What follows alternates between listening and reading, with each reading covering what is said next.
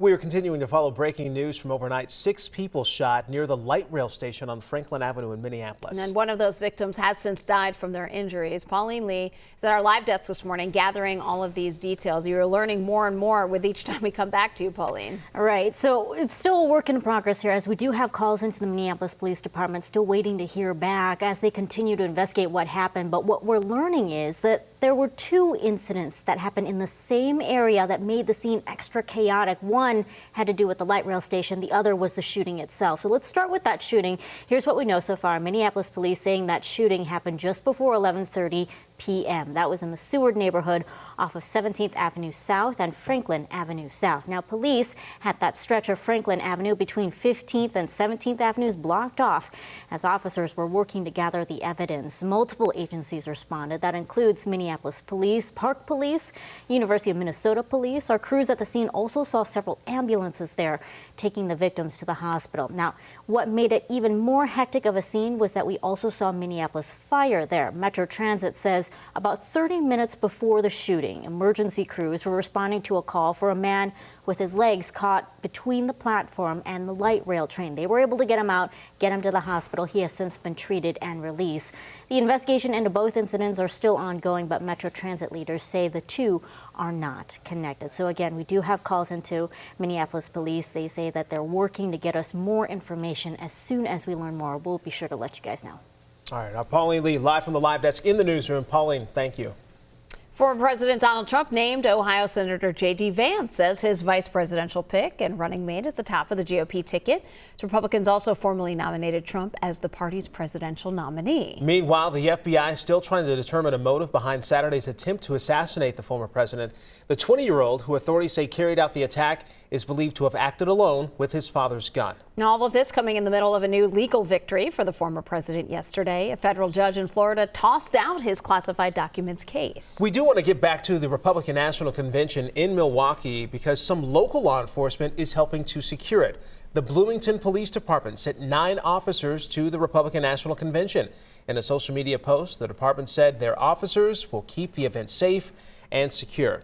And coming up at 7, CBS Mornings has team coverage of the Republican National Convention. We have Caitlin Huey-Burns from CBS News in Milwaukee this morning, joining us now. Caitlin, good morning. Thanks so much for being with us. We know it was an emotional last night, a surprise appearance from the president, who even at some points was emotional there himself. Good morning. Great to be with you. Well, this crowd wanted to see Donald Trump, and they did. He really kind of shocked them by appearing without speaking, just appearing here at the convention with a bandage on his ear where that bullet had grazed him just 48 hours ago, and talking to attendees here. That was really important for them to see, not only their nominated candidate, but also someone who had survived an assassination attempt and was appearing again in public in front of lots of people. So, you know, just being in that forum right behind us last night was a real moment to observe, no matter your politics. There was also big news made yesterday, of course, with the selection of J.D. Vance as Donald Trump's running mate. That was the tightest kept secret in the Trump campaign. I'm told J.D. Vance didn't even know he was going to be picked as the running mate until 20 minutes before we all learned about it in the campaign statement. So this is a pick that they're hoping shores up the base of support, especially in the Midwest, where the Biden campaign is also trying to compete. Okay, I'm curious, Caitlin, because you mentioned the VP pick, J.D. Vance. Okay, so now let's look forward. J.D. Vance, Kamala Harris facing off in the vice presidential debate. Can you target, if there is one key issue, what would you say that would be? Well, the top job for the vice presidential pick is to be the attack dog, the top defender for the top of the ticket. And that will be more pronounced at the vice presidential debate expected to come later this summer.